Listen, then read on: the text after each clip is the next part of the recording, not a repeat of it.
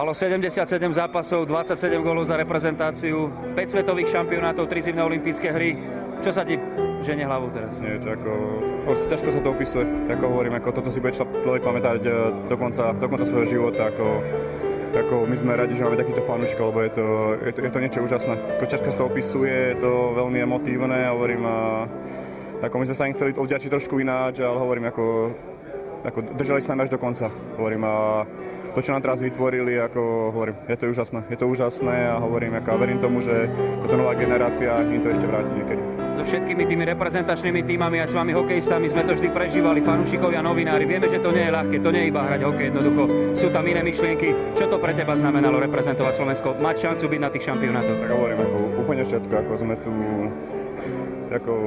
úžasná partia, títo chalani, čo sme tu.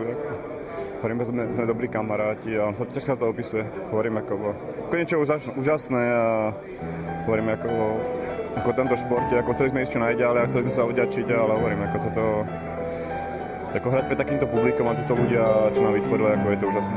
Bolo to ťažké sústrediť sa predsa len proficky na ten posledný výkon na tom šampionáte?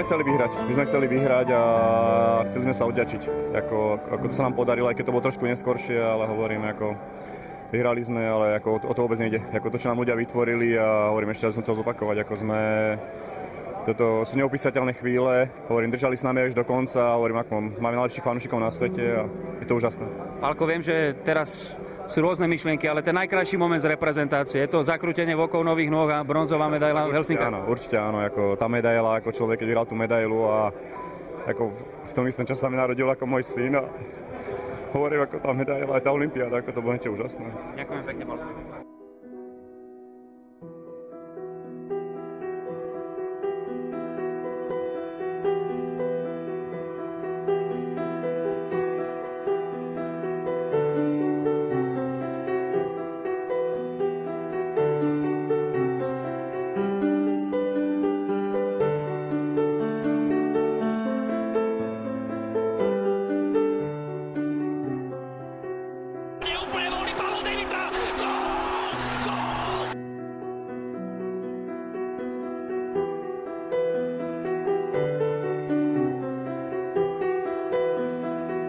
Demitra skúša oblúk z opačnej strany, Demitra.